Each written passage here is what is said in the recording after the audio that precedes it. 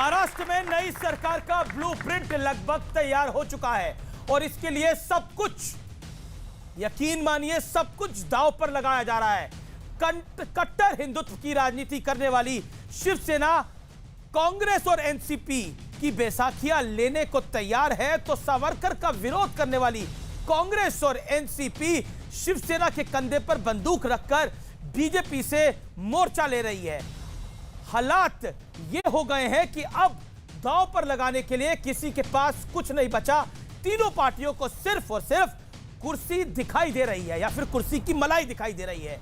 कुल मिलाकर महाराष्ट्र में जो कुछ हो रहा है वो जनता के भरोसे को तोड़ने जैसा है।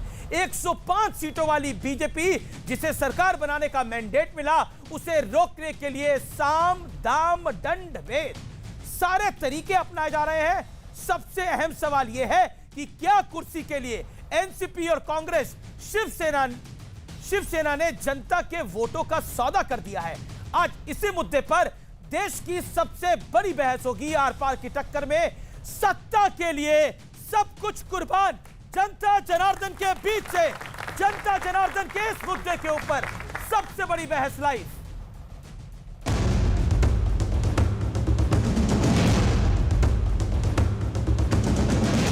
सत्ता की खातिर हिंदू हृदय सम्राट कही जाने वाली बाल ठाकरे की पार्टी शिवसेना ने बीजेपी से 30 साल की पुरानी दोस्ती तोड़ दी। सत्ता की खातिर हिंदुत्व का विरोध करने वाली पार्टी कांग्रेस ने कट्टर हिंदुत्ववादी को गले लगा लिया। सत्ता की खातिर शरद पवार का सिद्धांत घोषणा पत्र पर सिमट गया। मंदिर आंदोलन की अलंबरदार रही शिवसेना ने ऐसा चोला बदला कि राजनीतिक धुरंधरों के भी होश उड़ गए, और वो भी सिर्फ सीएम की कुर्सी के लिए। क्या होती है विचारधारा? अटल बिहारी वाजपेयी की जो पहली सरकार थी, भिन्न विचारधारा वाले लोग उसमें एक साथ आए थे और देश को चलाया था। शरद पवार साहब 1980 में जब पहली बार मुख्यमंत्री बने थे, तब शरद पवार कांग्रेस के विचारधारा के नेता थे और उनके मंत्रिमंडल में भारतीय जनता पार्टी के लोग, जनसंघ।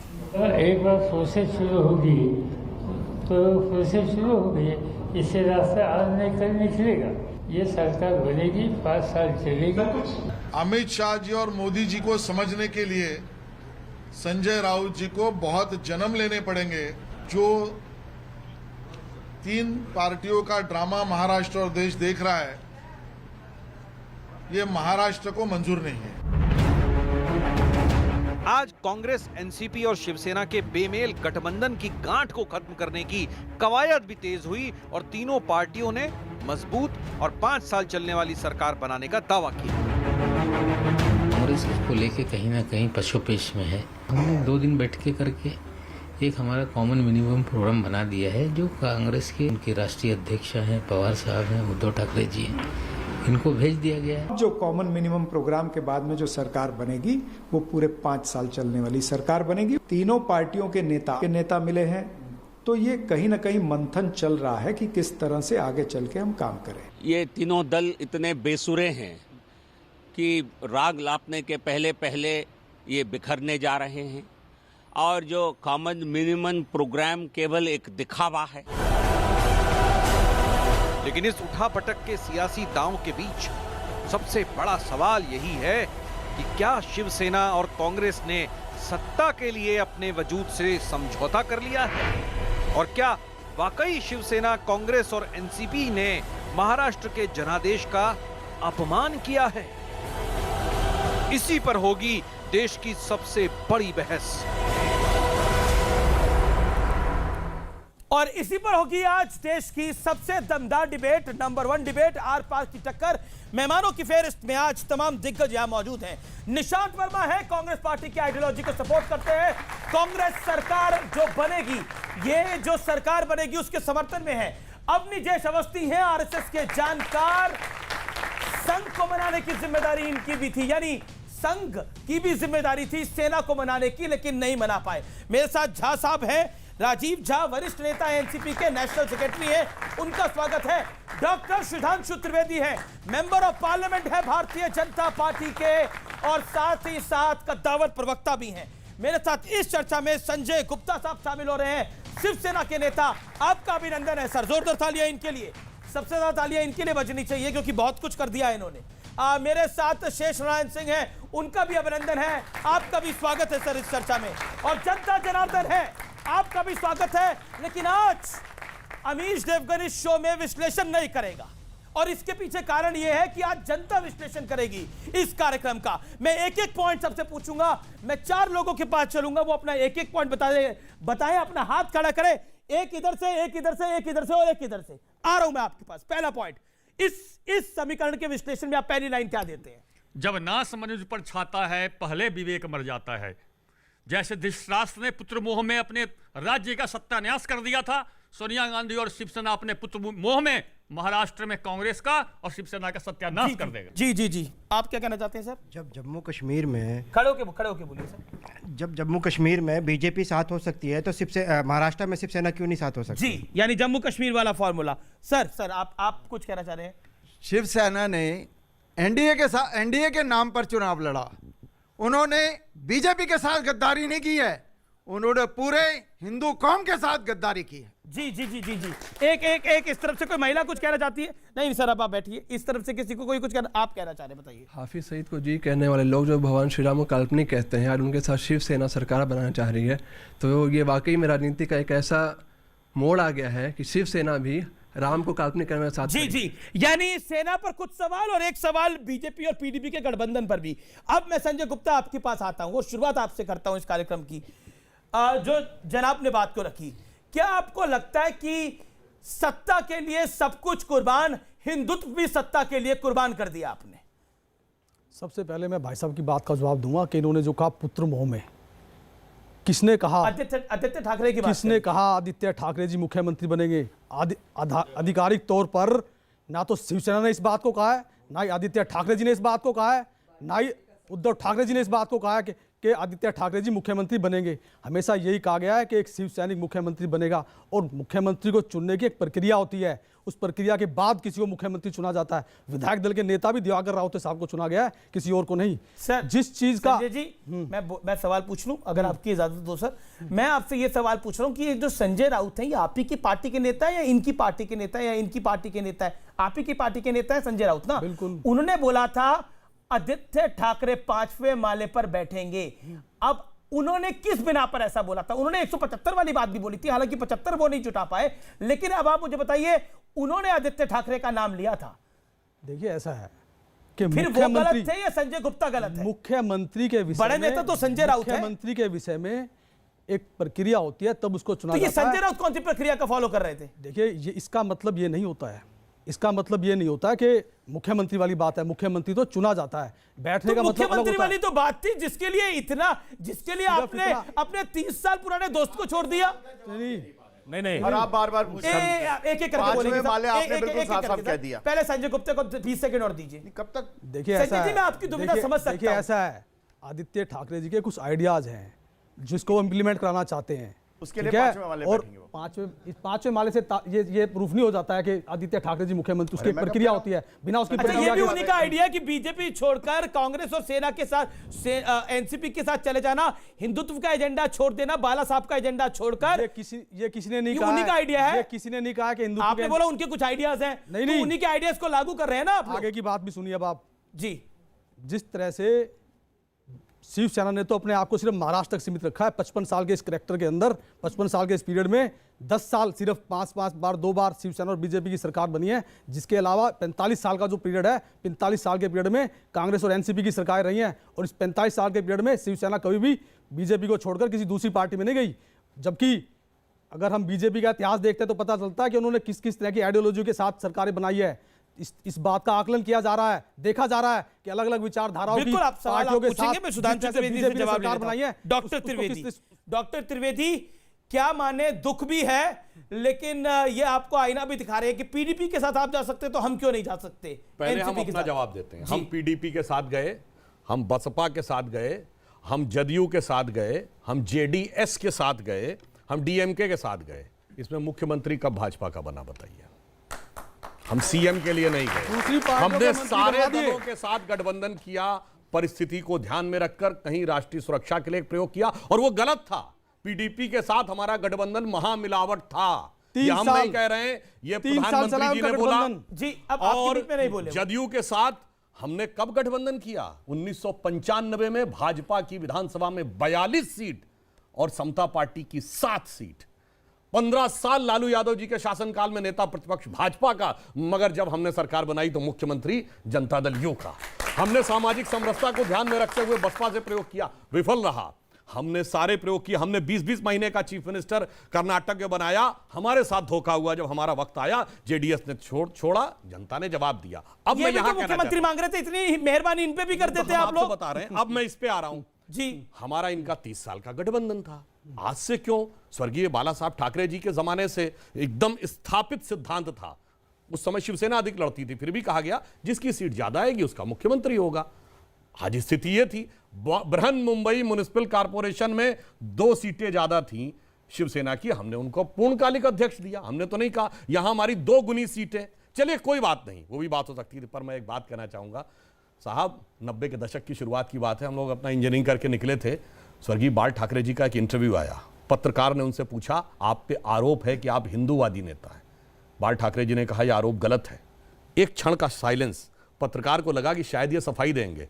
बाल ठाकरे जी ने कहा यह आरोप गलत है, मैं हिंदूवादी नहीं कट्टर हिंदूवादी नेता हूं। अब सुनिए, बाल ठाकरे जी जब बैठते थे मातोश्री में तो उनके हाथ में शेर बने रहते थे, और आज शेर पिंजरे में ऐसा कैद हुआ कि 2-2 रिंग मास्टर उसको घुमाएंगे। तो मुझे समझ में नहीं आ रहा है इसे सत्ता की लाचारी कहें, कुर्सी की बलिहारी कहें या क्या कहें, यह मेरे लिए समझ के बाहर है। अब एक और बात कहना चाहता हूं, 1995 भाजपा शिवसेना की पहली सरकार बनी, मनोहर जोशी जी मुख्यमंत्री बने, और आप सबको याद हो चाहे नहीं तो जाके चेक कर लीजिएगा, उनसे प्रेस कॉन्फ्रेंस में पूछा गया आप रिमोट कंट्रोल से चलते हैं? सीएम से पूछा गया, और मनोहर जोशी जी ने कहा हां मैं आदरणीय बाला साहब ठाकरे जी के रिमोट कंट्रोल से चलता हूं। और आज ठाकरे जी के परंपरा के लोग 2-2 रिमोट से चलेंगे, पता नहीं कौन कैसे घुमाएगा और उसके साथ क्या हश्र होगा। मेरे विचार से यह सोचने का विषय है। और फिर एक और बात, आज टीवी पे देखा साहब, 5% मुस्लिमों को आरक्षण मांग किसकी? ऑल इंडिया मजलिस इत्तेहादुल मुसलमीन यानी असदुद्दीन ओवैसी ये मांग करते हैं, इंडियन यूनियन मुस्लिम लीग ये मांग करती है, बदरुद्दीन अजमल ये मांग करते हैं। और आज जब उस मांग के ऊपर सवाल पूछा जाता है और संजय राउत जी बाएं दाएं करते हैं, तो मुझे वो 25 साल पुराना बाल ठाकरे जी की परंपरा। एक सेकंड सर, संजय गुप्ता, वो बाइट में आपको दिखा सकता हूं, आपके हम नाम है संजय राउत, वो आज किस तरह से परेशान हो गए, उनकी दुविधा क्या थी, ये व्यूअर्स देखे और निर्णय ले। संजय राउत की बाइट में प्ले करता हूं इस समय, आज क्या हुआ प्रेस कॉन्फ्रेंस में, वो देखने वाला था। 5% शिक्षा में मुस्लिम आरक्षण को देने की जो बात है उसको शिवसेना मान गई है। वीर सावरकर को लेकर आपको किसने कहा कॉमन मिनिमम जो प्रोग्राम बन रहा है उसके ऊपर मीडिया का सिग्नेचर है क्या? आपके पास आया था क्या प्रोग्राम सिग्नेचर करने के लिए, मंजूरी के लिए? ये छोड़ दीजिए, जब होगा बता तब सवाल करो। तो बेसिकली जवाब नहीं था मीडिया के पास सिग्नेचर है कि नहीं है, लेकिन यह बात स्पष्ट है कि अनकंफर्टेबल थे संजय राउत जब यह सवाल पूछा गया। शेष जी, इस कुर्बानी को आप बलिदान का नाम देना चाहते हैं या सत्ता लोलुपता का नाम देना चाहते हैं? दोनों। ये बलिदान तो दिया कुर्सी के लिए, और सत्ता लोलुपता भी मुख्य अस्थाई भाव तो वही है। लेकिन शिवसेना ही नहीं, उन्होंने भी, श्री शरद पवार ने भी कुर्बानी समझौते किए हैं, क्योंकि उन्होंने शिवसेना को हमेशा फजीहत किया। और सोनिया गांधी का साथ क्यों छोड़ा था याद करो, कि विदेशी मूल की महिला को देश की राजनीति में नहीं आना चाहिए। तो उसके बाद उसी कुछ महीनों में गठबंधन भी कर लिया था। नहीं देखते रहिए अब आप, अभी आगे देखिए जो दो रिंग मास्टर की बात जो कही है जी, ये असली खेल यही है। क्योंकि जब कांग्रेसी, भाई बुरा मत माना कोई कांग्रेसी, और जो एनसीपी वाले जब वसूली शुरू करेंगे तो जो हालत जगदीश खट्टर की हरियाणा में है वही हालत मनोहर लाल खट्टर की। मनोहर लाल खट्टर जो भी खट्टर हैं, तो उनकी धुनाई अजय चौटाला कर रहा है जी। तो उसी तरह से यहाँ भी जब धुलाई शुरू होगी, माल जब इकट्ठा होने लगेगा तो देखते रहेंगे, टामकटोइयां मारेंगे। संजय गुप्ता, आपको देख के गाना याद आ रहा है, तुम जो इतना मुस्कुरा रहे हो क्या गम है जो छुपा रहे हो? सवाल मुझसे है, अब सवाल मुझसे है। नहीं, गाना ज्यादा बेहतर जानते क्या है? निशांत और विजय अवस्थी ज्यादा बेहतर जानते क्या है? एक मिनट हम दिल में छुपा के सीएम का अरमान ले चले और आज अपनी मौत का सामान ले चले। अभी सर छोड़िए सर, 55 सालों में बहुत कितने 55 सालों की बात करिए। क्या आप अपने कोर हिंदुत्व के एजेंडे को सत्ता के लिए छोड़ रहे हैं? इशारा किसने छोड़ दिया है? और एनसीपी के सोर्सेज कह रहे हैं कि छोड़ दिया है। आप वादा करके आए हैं, अब आप हिंदुत्व की आवाज नहीं उठाएंगे। किसने कह दिया? अभी तो इस बात पर मंथन चल रहा है। संजय राउत कुछ नहीं बोले। हाँ तो बाइट है मेरे पास। हाँ तो बोले कहाँ है कुछ? अभी कहाँ क्या कुछ कहा है? अभी तो इस बात पर आकलन किया जा रहा है। अब एक मिनट सर, अभी तो एनसीपी को अभी तो नहीं एक मिनट जवाब दीजिए। फिर मैं बीच में सुनिए सवाल ले लो भाई, सवाल लो। आपसे ज्यादा तेज आवाज है मेरी, अगर आप बीच में बोलेंगे तो बीच में नहीं बोलेंगे। मारपीट पे आमादा है, ये देख लो।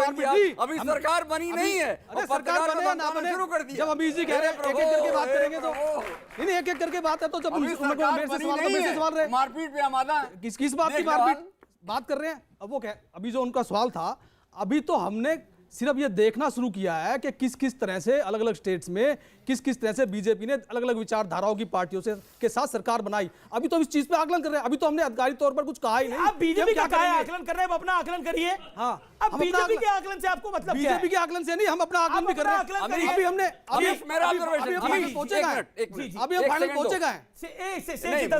अभी हमने कहा क्या? फिर निशांत वर्मा और अवनीश अवस्थी और राजा आपके पास अभी हमने कुछ नहीं कहा। सुनिए अभी हमने कुछ नहीं कहा है कि क्या करेंगे क्या नहीं करेंगे। हमारी बात सुनो, एक सेंटेंस। गुस्सा क्यों कर रहे हैं? गुस्सा कैसे ना करें? एक सेंटेंस है, बिना बात बदनाम कर रहे हैं, कह रहे हैं कि हम हिंदुत्व छोड़ रहे हैं, कह रहे हैं कि हम ये कर रहे हैं, कह रहे हैं कि हम वो कर रहे हैं। अरे भाई यही सवाल है कुछ अमीश, यही सवाल है। कहे जा रहे हैं नहीं तो अभी हमने डिसाइड कर दिया कुछ भी। जब डिसाइड कर लेंगे तो आधिकारिक तौर पर हम बताएंगे, आधिकारिक तौर पर बताएंगे हम। सुनो एक मिनट, जिस दिन आधिकारिक तौर पर बताएं उस दिन बात कीजिएगा। इतने गुस्से में तो कांग्रेस के नेता भी नहीं थे जितना गुस्से में आप आ रहे हैं। कभी शेर को बदनाम किया जा रहा है, कभी शिवसेना को बदनाम किया जा रहा है। अरे किस लिए? अब शेर कहाँ रहा? अजी कैसे नहीं रहा? दर पे शेर है। अभी एक सवाल यार जी अवनीश अवस्थी एनसीपी ने कहा चुप हो जाओ, चुप हो गए। अभी रिमोट कंट्रोल यही से शुरू हो गया। एनसीपी ने कहा कि चुप हो गए। देखिए मैं बहस की गरिमा को बरकरार रखना चाहता हूं। नहीं कंट्रोल कौन कर रहा है? मैं नहीं कंट्रोल की बात नहीं है, इसको गलत माने आपकी बात ना, वो तो अमीश भी कह रहे हैं, लेकिन माने आपकी बात। राष्ट्र को गलत दिशा देते देते आज इस बहस को भी गलत दिशा में ले जाने की कोशिश कृपया ना करें। देवेंद्र फडणवीस जी की सरकार 2014 में किसने बचाई थी? एनसीपी ने हमें बाहर रह के चलाई, किसने? शिवसेना ने। और उसके बावजूद सुनिए, अरे वाह, आपने बाहर रहकर बहुमत सिद्ध करने का मौका दिया था। शेष जी किसने बचाई थी? लेकिन एक राजीव प्लीज एक सेकंड रुकिए। राजीव वरिष्ठ पत्रकार, एक सवाल जी एक मिनट। अभी शिवसेना के प्रवक्ता महोदय ने कहा कि हम हिंदुत्व नहीं छोड़ रहे हैं, तो कृपया ये बता दें कि क्या कांग्रेस को और एनसीपी को हिंदुत्व के ढर्रे पे लाने का प्लान है? ये तो बताइए।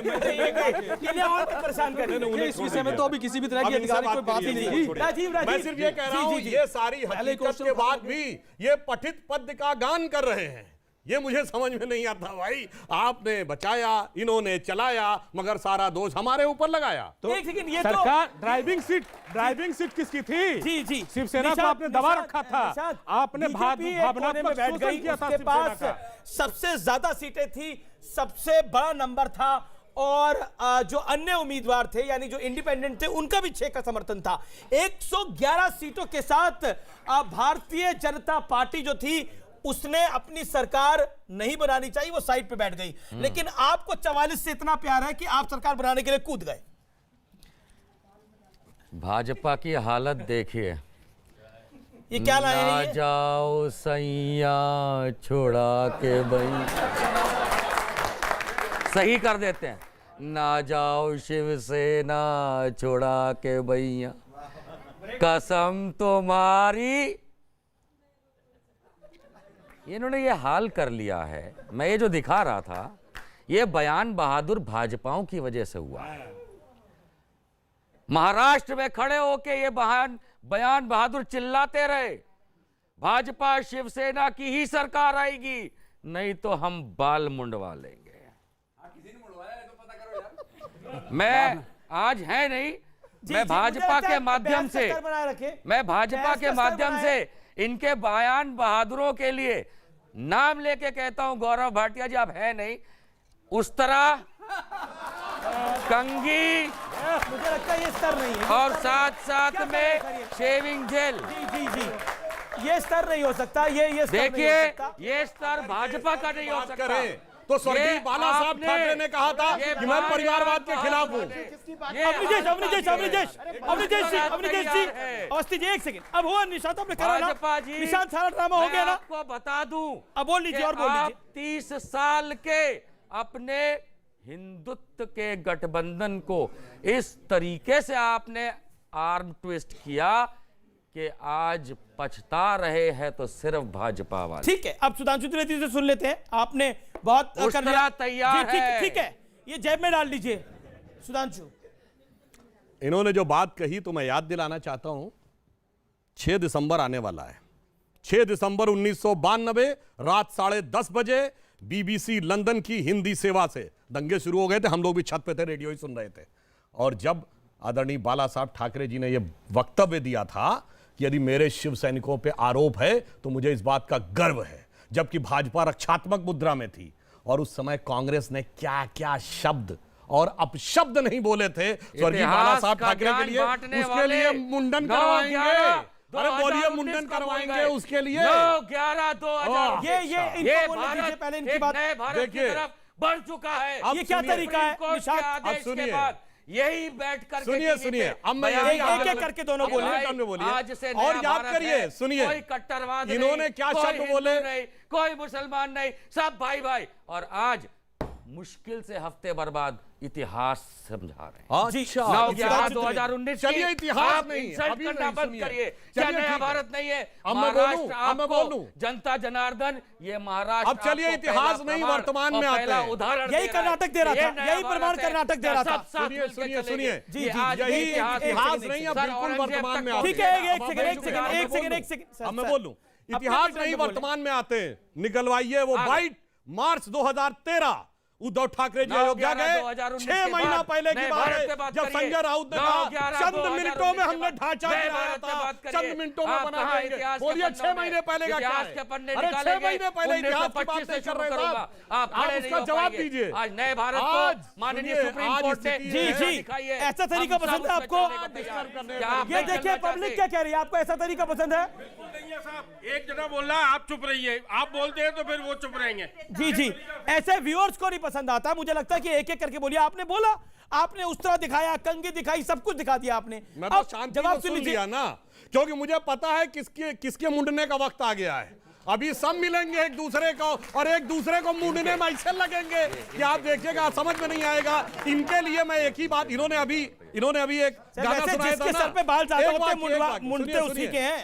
एक वाक्य मैं कहना चाहूंगा इनके लिए, मुझे दुनिया वालों शराबी न समझो, पीता नहीं हूं पिलाई गई है, और जिधर बेखुदी में कदम लड़खड़ाए वही राह मुझको दिखाई गई। जी, लेकिन अभी नए भारत के बड़े बड़े एग्जाम्पल दिए गए, लेकिन इस नए भारत के कुछ एग्जाम्पल को मैं भी कोट करना चाहता हूं। एक नया भारत बना था सपा बसपा का, जब गठबंधन हुआ था, और जब गठबंधन टूट गया, जब नतीजे आ गए, हुआ तो कुछ नहीं, मैं तुम्हारी बुआ नहीं, ये हुआ।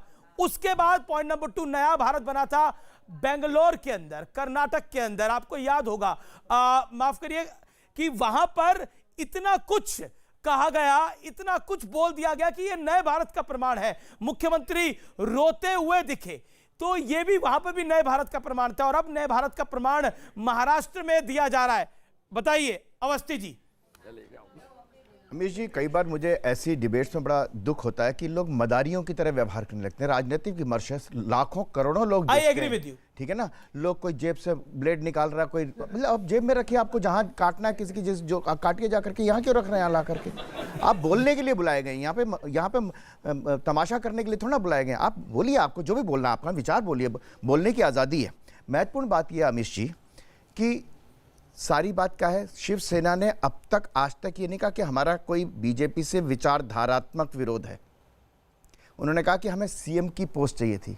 इसलिए आरोप क्या है, इसलिए क्या आरोप, तथ्य क्या है कि सिर्फ सीएम की पोस्ट के लिए संघ क्यों नहीं मना पाया? नहीं, संघ का इसमें कोई लेना देना नहीं, संघ इसमें नहीं है। नहीं अमेश जी, ये संघ इसमें कहीं भी बीच में नहीं आता। राजनीतिक कार्यकलापों में एक सेकंड मुझे बोलने दीजिए, मुझे बोलने दीजिए। और जो सवाल है वो अवस्थी जी को बोलने दीजिए, काफी देर बाद बोल रहे हैं। Allow him to make his point now. Nishant, there is nothing to laugh also. I am laughing. नहीं, you can laugh, but he is making his point. कभी भाजपा में, कभी कोई संघ में, कभी भाजपा में, संघ का कोई रोल नहीं है। ये क्या भी बचकानी बातें करते हैं। प्रवक्ता जी से, उनसे, सुधांशु त्रिवेदी जी से मैं कहना चाहता हूं, जिस वक्त आपके साथ शिवसेना थी उस समय अच्छी है। अगर नए भारत, नए महाराष्ट्र बनाने के लिए वो कांग्रेस के साथ जा रही है तो इसमें गलत क्या है? दूसरी बात आपने कहा, दूसरी बात यह कह रहे हैं कि आपने 5 गठबंधन धर्म नहीं निभाया। अगर निभाया रहता तब बीजेपी के 5 साल मुख्यमंत्री थे, क्या आप शिवसेना के नए युवा चेहरा का मुख्यमंत्री नहीं बना सकते हैं क्या?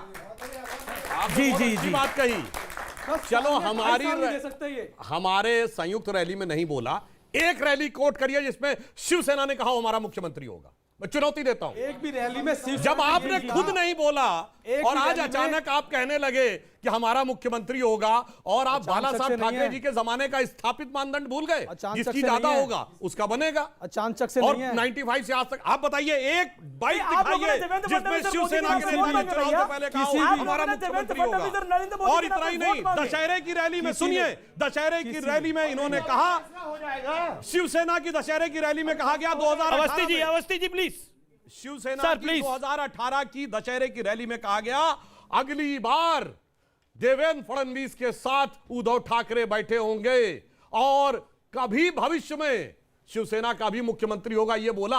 अगले चुनाव में देवेंद्र फडणवीस के साथ उद्धव ठाकरे बैठे होंगे। लेकिन अब मैं स्टूडियो के अंदर वो बाइट मैं कर रहा हूं जिस बाइट में सिर्फ प्रधानमंत्री मोदी नहीं थे, देवेंद्र फडणवीस नहीं थे, संजय गुप्ता जी इधर आइए, आप इधर आइए, इधर आइए। उस बाइट के आइए, उतर के नीचे आइए, मंच से नीचे उतर के आइए। उस बाइट, वहां पर जब बाइट दी जा रही थी, जब प्रधानमंत्री बोल रहे थे तो उद्धव ठाकरे भी वहां मौजूद थे। वो बाइट को प्ले करिए और संजय गुप्ता जी जरा देखिए और उसके बाद जवाब सोचिएगा, ढूंढिएगा। सोच रखा है आप। एक बात बिल्कुल स्पष्ट है, महाराष्ट्र में एक बार फिर देवेंद्र फडणवीस जी के नेतृत्व में महायुति की सरकार बनने जा रही है। और ये विजुअल उसके बाद देखिए, मैं आपको बता दूं, बांद्रा कुर्ला कॉम्प्लेक्स में ये रैली थी मुंबई में। प्रधानमंत्री ने मंच से बोला, एक नहीं 10 रैली में बोला। अमित शाह ने अपने इंटरव्यू में बोला, मैंने 100 से अधिक कार्यक्रमों में बोला कि देवेंद्र फडणवीस मुख्यमंत्री होंगे। प्रधानमंत्री ने बोला, दिल्ली में आपने नरेंद्र को बिठाया, मुंबई में को देवेंद्र को बिठाइएगा। उस दिन संजय राउत जो 14 दिनों में 14 प्रेस कॉन्फ्रेंस करते हैं, और उद्धव ठाकरे हाथ मिलाकर किस बात का अभिवादन कर रहे हैं? बताइए आप मुझे, क्यों नहीं आप लोगों ने बोला? आपने वादा खिलाफी क्यों करी? अब जवाब दूं? जी जवाब दीजिए। इसमें यह कहा है कि 5 साल के लिए होंगे। अब मुझे समझ में नहीं आ रहा। 5 साल के लिए होंगे। ये जो चतुरता है ना, ये जो चतुरता है, ये बहुत दिखा रहे हैं बहुत सालों से, क्योंकि इन्हें हर स्टेट के अंदर। आप कह रहे देश के प्रधानमंत्री झूठ बोल रहे हैं? नहीं, हम ये नहीं अमित शाह झूठ बोल रहे हैं? नहीं, देखिए ऐसा है, शिवसेना है, बाला साहब ठाकरे की पार्टी है शिवसेना। तो बाला साहब झूठ बोलने का क्या करा? झूठ बोलने का मतलब नहीं है। आपका शहर मातोश्री में रहता था, इसको बताइए। आपका शहर दर पर घूम रहा है। के लिए फर्क ये है, मैंने आपको जवाब दे दिया। 5 साल के लिए बताइए, 5 साल के लिए। आपका शहर तो दर पर घूम रहा है। 5 साल के लिए कहा, क्या बताइए आप? सुधांशु त्रिवेदी जाइए मंच पे। 5 साल के लिए आपने नहीं बोला तो आपने ये कहा 2.5 साल के लिए होंगे, वो बोल दीजिए। जब ऐसे कुतर के तो आप कहिए 2.5 साल के लिए कहा। फोन है ना आपके पास? मैं एक और बात कहना चाहता हूं। फोन है ना आपके पास? रैली में एक सेकंड, फोन है आपके पास? एक नहीं 2 फोन है, तीसरा भी होगा जेब में। तीनों फोन के अंदर से एक वीडियो दिखाइए जिसमें आपने मन से बोला हो कि हमारा मुख्यमंत्री 2.5 साल का होगा। ये दिखाइए, आपके पास वक्त है। Your time starts now. दिखाइए। हमने ये मैं लाइव दिखाऊंगा, मैं लाइव दिखाऊंगा। एक भी बाइट आप नहीं रुकिए, आपकी बात का जवाब दे रहा हूं जी। एक भी बाइट आप ऐसी दिखा दीजिए जिसमें उद्धव ठाकरे साहब ने, आदित्य ठाकरे साहब ने या शिवसेना ने यह कहा हो कि देवेंद्र फडणवीस हमारे मुख्यमंत्री रहेंगे। वोट मांगे उनके नाम पर। दशहरा 2018 बिना बात की चतुरता कर रहे हैं आप। यहाँ देवेंद्र फडणवीस बैठे। अजी सर, आप बना लो अपनी सरकार, जाओ आप। ये बाकायदा रिकॉर्डेड है। 5 साल के बाहर हो गया। और सुनिए, बड़ी मजेदार बात ये जो बोल रहे हैं आप कि साहब ये कहां कहा, ये कहां कहा। भैया जो नहीं कहा वो तो मान लो, और जो कहा वो नहीं मानो। ऐसा विचित्र मुझे तब समझ में नहीं आ अपनी ये कहानी 17 लोकसभा के सांसद के बाद केंद्र में एक मंत्री बनाते हैं शिवसेना का। जनता दल यूनाइटेड के 17 सांसद के बाद शिवसेना का बड़ा दर्द है, आपको शिवसेना का बड़ा दर्द है तो डिप्टी सीएम ना बनाए। लोकतंत्र में एक सेकंड अभी खींचतान हो रही है कि एनसीपी का आधे टाइम मुख्यमंत्री बनेगा या इनका बनेगा। आप यहाँ मंच से अनाउंस कर दीजिए। आप कह रहे हैं ना कि एक मंत्री क्यों बनाया, आप अनाउंस एक झा साहब एक अनाउंसमेंट कर दीजिए इस मंच से कि हम ना डिप्टी सीएम लेंगे ना सीएम लेंगे, हम सिर्फ शिवसेना का मुख्यमंत्री बनाएंगे। कर दीजिए, बड़ा दिल दिखाइए, बड़ा दिल दिखाइए। आप मुंह में शब्द मत डालिए। नहीं, मैंने कहा बड़ा दिल दिखाइए। नहीं, बड़ा दिल दिखाने की बात नहीं है। बात यहाँ है लोकतंत्र में उचित प्रतिनिधित्व देने की बात है। लोकतंत्र में संख्या के ताकत के उचित प्रतिनिधित्व देने की बात है। अवस्थी जी नहीं संख्या तो 105 है। संख्या तो 105 है। नहीं उचित नहीं संख्या तो 105 है ना। तो आपने संख्या तो 105 है, आपकी 54 है। संख्या आपने कहा ना लोकतंत्र में संख्या के हिसाब से माना क्यों नहीं? आप मान लेते तो ये बवाल ही नहीं था। अब आपने बोला, अब मैंने आपसे सवाल पूछा कि आप बड़ा दिल दिखा, आपने सवाल पूछा, आपका सवाल अच्छा था कि बीजेपी ने इनको केंद्र में 301 303 सीटें आने के बाद बीजेपी ने इनको एक मंत्री पद दिया। आपको पिछली सरकार में भी 2014 से 2019 में दीजिए, इनको मुख्यमंत्री पद दीजिए, ना डिप्टी सीएम लीजिएगा ना सीएम लीजिएगा। इस समय लड़ाई ये चल रही है कि अगर हम सीएम नहीं लेंगे तो मलाई वाले पद हम रखेंगे, और यहां ज्ञान बांट रहे हैं। तो सब अपने आप दबाएंगे तो रूल ऑफ बॉयंसी कहता है अपने आप निकलेगा। एक मिनट, मलाई का पद माने मीमांसा क्या? कांग्रेस के नेता तो इसी में डिफर कर रहे हैं। मलाई माने मलाई का क्या कहना चाहता हूं? भाजपा की जो स्थिति है मैं बयान करना चाहता हूं। बोलिए। सियासत इस कदर आवाम पे एहसान करती है, सियासत इस कदर आवाम पे एहसान करती है, पहले आंख छीन लेती है फिर चश्मे दान करती है। फिट नहीं हुआ ये है भारतीय जनता पार्टी। आपने बहुत चतुर्वेदी के सामने दिया है। सुना देता हूं। एक बात सुनिए, एक सेकंड। सियासत के लिए बड़ा फेमस शेर है, चंद बातें करना और मुतमई होना नहीं अच्छा, सियासत आखिरी दम तक सभी को आजमाती है और बहुत गलती की गुंजाइश नहीं होती सियासत में, जरा किरदार हल्का हो कहानी डूब जाए। अब आप सुना दीजिए कुछ। बिल्कुल सुना दीजिए। अच्छा सुना दीजिए, इसका पलटवार हो जाए ना, द्वंद हो जाए इसमें। बिल्कुल सुनाइए प्लीज। मैं देश की जनता से कहना चाहूंगा। सुनाइए मैं भाषण नहीं सर, सुनाइए, सुनाना पड़ेगा। बिल्कुल सुना रहे हैं अमित जी। जी मैं देश की जनता को मैं देश के 130 करोड़ जनता से कहना चाहूंगा कि आज तक 5 वर्ष जिस प्रकार तुम्हारे आंख पे पर्दा डाला गया, दे रहा हूं रहनुमाओं की अदाओं पे फिदा है दुनिया। आपको सतर्क कर रहा हूं देश की 130 करोड़ जनता, रहनुमाओं की अदाओं पे फिदा है दुनिया। इस भागती हुई दुनिया को संभालो यारो, नहीं तो कश्ती डूब जाएगी, देश बर्बाद हो जाएगा। हमारा अच्छा सुनिए, अब एक मैं सुना देता हूं। अब मैं एक दोहा सुना देता हूं इनको। सुनिए, आप सबने सुना होगा ना, बेरी के बेर मत तोड़ो कांटा चुभ जाएगा। अब क्या है सुनिए, अरे सुनिए तो मैं अभी जवाब दे रहा हूं। अरे सुनिए तो, अभी कैसे चुभेगा बता रहा हूं। अरे अभी सुनिए तो बहुत अच्छा पता लगेगा इसी पे। अरे अभी सुनिए तो पता लगेगा ना।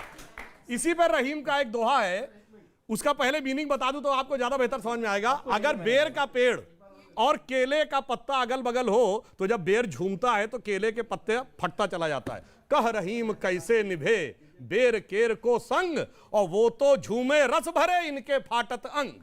सुनाइए आपका मौका हो जाए। राजीव जी आप सुनाना चाहते? एक सेकंड एक शेर मेरी तरफ से भी सुन लीजिए। ठीक है, तो मतलब ठीक है। अरे जब जी सुना दीजिए। पब्लिक की तरफ से भी जो सुनाएगा वो भी अपना हाथ खड़ा कर ले भैया। सुधांशु जी आपका ले लिया मैंने। निशान जी सुनाइए। जी निशान जी, आपके सवाल के हिसाब से उस तरह वाला बस सुना दीजिएगा बस। आपके सवाल के हिसाब से आपके सवाल के हिसाब से शेर है। कभी शिवसेना मातोश्री से बाहर नहीं आई।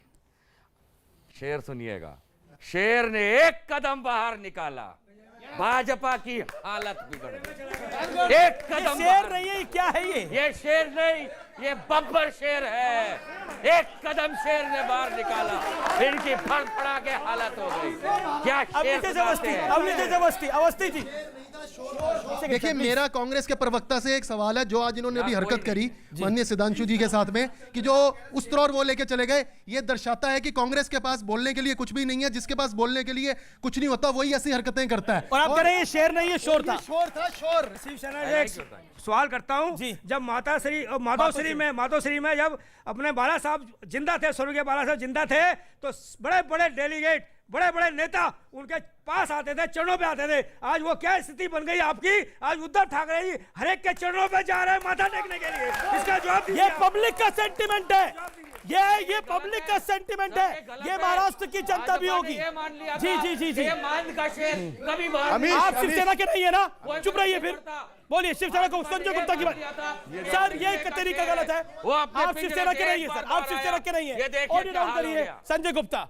ये क्या स्थिति हुई आज शिवसेना की? वो बाला साहब जिनके घर पे सब तमाम नेता मिलने आते थे, आज उद्धव ठाकरे, आदित्य ठाकरे को, यानी आज शिवसेना के टाइगर को दर दर पर जाना पड़ रहा है। शिवसेना का टाइगर कहीं नहीं जा रहा है, जा तो रहा है। ट्राइडेंट सर सुनिए, अब पूरा जवाब भी देने दीजिए। बाला साहब की सेना पवार और सोनिया के भरोसे है। बात यह है कि जिस वक्त गुजरात से मुख्यमंत्री नरेंद्र मोदी साहब को हटाने के लिए कह दिया गया था ना, और अटल बिहारी वाजपेयी साहब ने भी कह दिया था हटा दिया जाए, तब बाला साहब ठाकरे थे जिन्होंने कहा था कि अगर मोदी साहब गए तो समझ लीजिएगा गुजरात गए। आज ये इस बात का मजाक उड़ाते हैं, ये कहते हैं, जी ये आप सिर्फ 2.5 साल के, मैंने उस टाइम पे रिपोर्टिंग करी है, इसलिए मैं बड़े सारे तथ्यों को जानता हूं। संजय गुप्ता, आप नए प्रवक्ता आने शुरू करें, लेकिन मेरी रिपोर्टिंग को 20 साल हो गए, 19 साल हो गए लगभग, और मैंने 2002 के उस दौर की रिपोर्टिंग करी है। मेरे पास बड़े सारे तथ्य हैं। उस समय यह कहा जाता है कि लाल कृष्ण आडवाणी ने संजीवनी दी थी, यह बात सत्य है। मेरे पास बड़े सारे तथ्य हैं, और कौन से नेता थे मैं नाम ले सकता हूं। अरुण जेटली ने बड़ा रोल अदा करा था, दीननाथ मिश्र ने बड़ा रोल अदा करा था, सुधांशु त्रिवेदी। देखिए, यहां बड़ी समस्या की बात है, इनको अंदर की बातें बहुत पता रहती हैं। पता नहीं वो सच है कि झूठ है तो पता नहीं, मगर सब अंदर का पता है। और आज अंदर की बात कर रहे हैं, बाहर की पर क्यों? अंदर का कोई सबूत ही नहीं है, जो कह दिया वही सच है। नहीं हुई 2002 में मैं आपसे पूछना चाहता हूं, गोवा में राष्ट्रीय कार्यकारिणी हुई थी। सुधांशु सुनिए जी, आप अपनी बात को रखिए, फिर उसके बाद हुई थी मैरियट होटल में, वहां कौन शिवसेना का प्रतिनिधि बैठा हुआ था जो ये दावे के साथ कहा जा रहा है ऐसी कोई बात हुई थी? की बुराई करने लगे, इस प्रकार की कोई बातचीत नहीं थी, चलकर आप बुराई करने लगे। सामूहिक निर्णय था। फिलहाल वक्त है आर पार की टक्कर में। एक छोटे से अंतराल के बाद इस जनता जनार्दन से कुछ और सवाल होंगे कि बीजेपी और शिवसेना का तालमेल नहीं हो सकता था। अगर 2.5 साल चाहिए थे पुराने संबंधों को बनाने के लिए, 2.5 साल दे देते। नहीं एक हुआ ना संजय गुप्ता, आपकी कहानी है ना ये। अमीश, जवाब सुन लीजिए। अमीश, बीजेपी का जवाब बीजेपी के सुधांशु त्रिवेदी हैं, वो देंगे। महत्वपूर्ण बात क्या है, देखने की बात क्या है?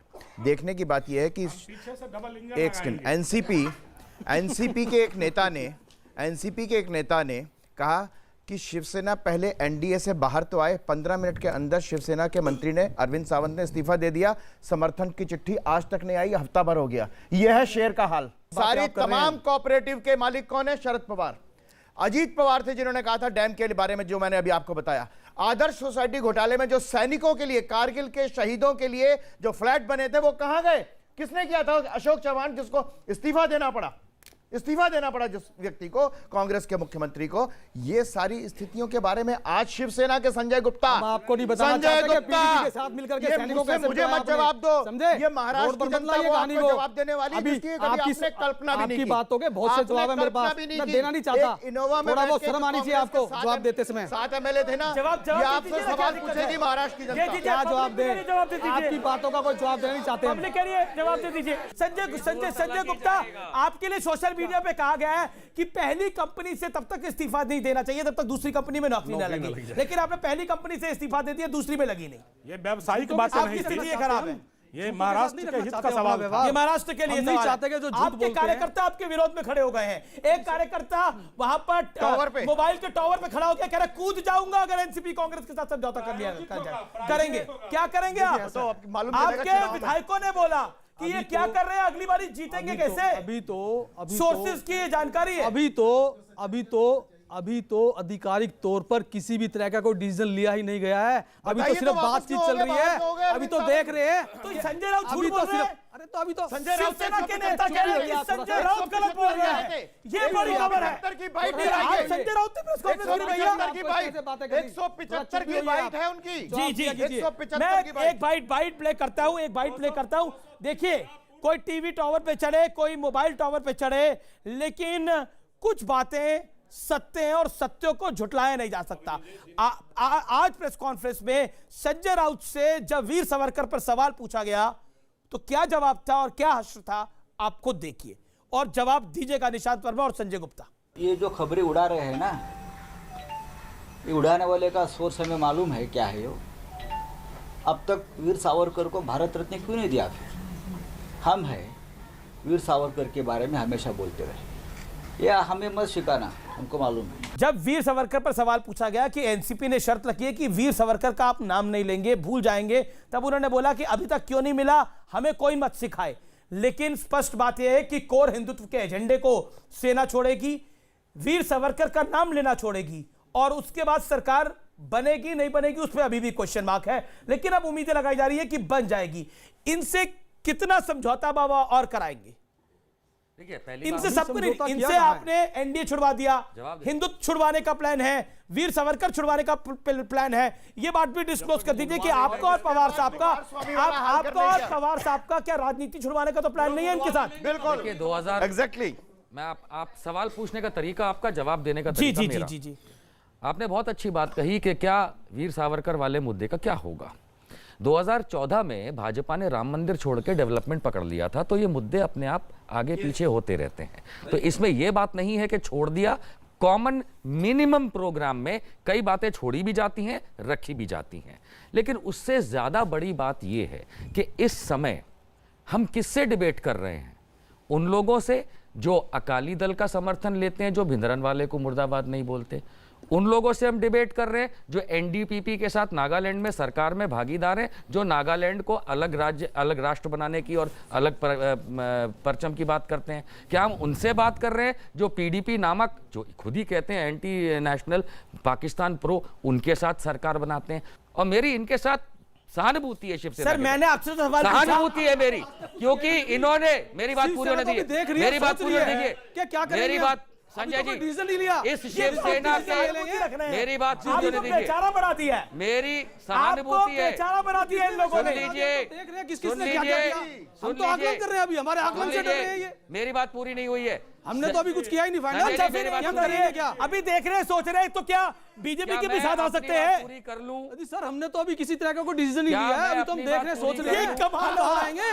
लेकिन मुझे ये समझ में नहीं आया, आप कह रहे हैं कि अभी तो हम देख ही रहे हैं, सोच ही रहे हैं, तो ये समन्वय समिति की बैठक, ये सब कुछ ऐसे ही हो रहा है? आपको लग रहा है? बिल्कुल नहीं, इन्होंने आपसे हिंदुत्व छुड़वा दिया, इन्होंने आपसे वीर सावरकर छुड़वा दिया, कहीं राजनीति ना छुड़वा दिया आप लोगों से? अभी तो हमने आधिकारिक तौर पर कुछ कहा ही नहीं है, अभी तो हम देख रहे हैं कि किस किस तरह से बीजेपी ने अलग-अलग विचारधाराओं के साथ, ये कह रहे हैं आधिकारिक तौर पर कहा नहीं है। ये नवाब मलिक, शरद पवार, अजीत दादा पवार ऐसे ही इतनी मेहनत कर रहे हैं इनके लिए, ये कह रहे हैं अभी पक्का नहीं है इनका कुछ मामला। नहीं, अभी बात चल रही है। क्या कह रहे हैं? आपके सामने है प्रोग्राम, किस मुद्दे को ये कह रहे हैं, हो रही है बात, हो रही है, ठीक है। आप कोने में पहले सेटलमेंट कर लीजिए ना, मामला क्या है? नहीं, बात हो रही है, ठीक है। मैं अमीश जी सुनिएगा। जी सवाल का जवाब। हाँ, सवाल का जवाब ही दे रहा है राजीव भाई, सवाल का जवाब दे रहा है राजीव जी।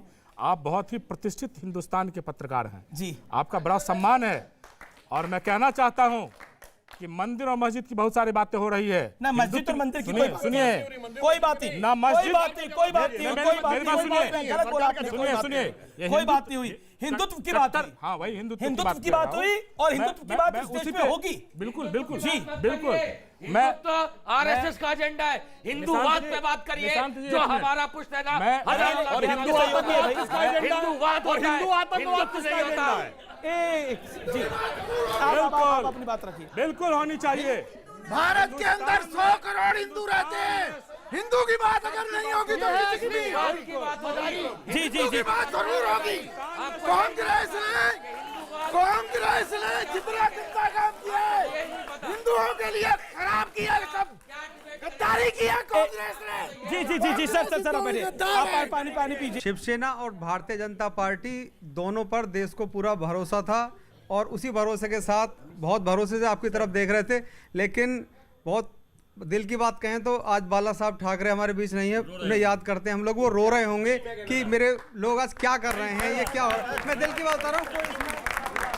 जी मैं ये आपके ये एक सेकंड एक माइक छोड़िए। ये संजय गुप्ता ये शिवसेना के समर्थक हैं और इनके आंखों में आंसू है। इस व्यक्ति की आंखों में आंसू है। खड़े समर्थक हैं भाई, बाला साहब ठाकरे के समर्थक हैं, हम शिवसेना के समर्थक हैं, लेकिन हम आज अफसोस फील कर रहे हैं कि जो कुछ आप कर रहे हैं गलत। आंसू है आपके समर्थक है, राष्ट्र हित में नहीं कर रहे हैं। सर मैं शिवसेना के लिए 2 सवाल आए और अधिकतर सवाल सेना के लिए थे। आपके एक सच्चे यहाँ पर समर्थक बैठे हुए हैं जिनकी आंखों में प्रैक्टिकली मैंने आंसुओं को महसूस किया। उन्होंने बोला कि आज बाला साहब की आत्मा रोती होगी जो शिवसेना कर रही है। ये लोग सिर्फ यहां बैठे हुए स्टूडियो में नहीं है, ये महाराष्ट्र के लातूर में है, ये महाराष्ट्र के नांदेड़ में है, ये महाराष्ट्र के ठाणे में है, ये महाराष्ट्र के पुणे में है, ये महाराष्ट्र के अहमदनगर में है। ये देखिए ऐसा है, अभी शिवसेना ने किसी भी तरह का आधिकारिक तौर पर कोई डिसीजन नहीं लिया है, किसी भी। अभी तो सिर्फ बातचीत चल रही है, पब्लिक सुनने के मूड में नहीं है। अभी तो सिर्फ बातचीत चल रही है और अभी इसके विषय में मेरे भाई अभी तो इसके विषय में जब कोई आधिकारिक तौर पर जब पुष्टि होगी तब आप इस बात को कहिएगा। पहले से ही आप ऐसे करने लगे। सुधांशु त्रिवेदी, अगर हिंदुत्व का एजेंडा इतना बड़ा है या 2.5 साल की मुख्यमंत्री की कुर्सी बड़ी है, निर्णय करें आप लोग। हम तो बिल्कुल स्पष्ट बात करना चाहते हैं, हिंदुत्व के एजेंडा के ऊपर हम पूरी तरह साथ थे। हिंदुत्व भारत की भारतीयता, भारतीय संस्कृति, वे ऑफ लाइफ का प्रतीक है। वो हम बिल्कुल मानते हैं कि वो आरएसएस का एजेंडा है, मगर हिंदू आतंकवाद इनका एजेंडा है। आज $1,00,000 की बात आखिर में मैं आपको जाते जाते ये बोलूंगा कि कई बार आप कोई ऐसा समझौता कर देते हैं जिसका अफसोस आपको दशकों तक रहता है। कहीं सेना के साथ वही हाल तो नहीं होने वाला। ये जो निष्कर्ष है